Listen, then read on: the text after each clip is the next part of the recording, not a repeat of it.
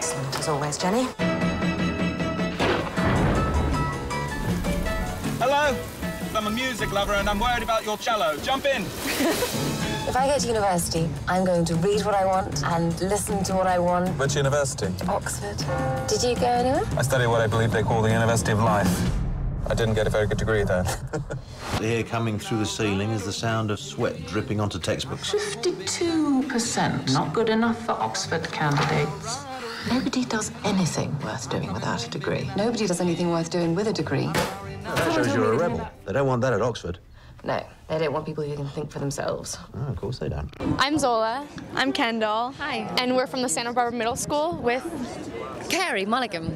Hi, nice to meet you. So in your role in education, was it more difficult for you playing a 16-year-old or a girl living in the 1960s? Probably a girl living in the 1960s. That's such a good question. I've never had that. Usually it's just how hard was it being 16? I always played parts that were younger than myself. You know, I'd always played like 3 or 4 years younger. So I think it was the idea that in the 60s, everyone, when I spoke to them, they said that there weren't teenagers in the 60s. You were either a child or you were a young adult. So that was kind of interesting, the idea that there was no real teenager back then. Yeah.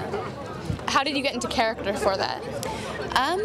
Everything really came from the script. Everything came from what Nick wrote. And I didn't really have a plan. I didn't really have an idea of what... I was just like, oh, I'll show up. I have 4 days of rehearsal. And we just bust it. But we had an amazing cast, you know.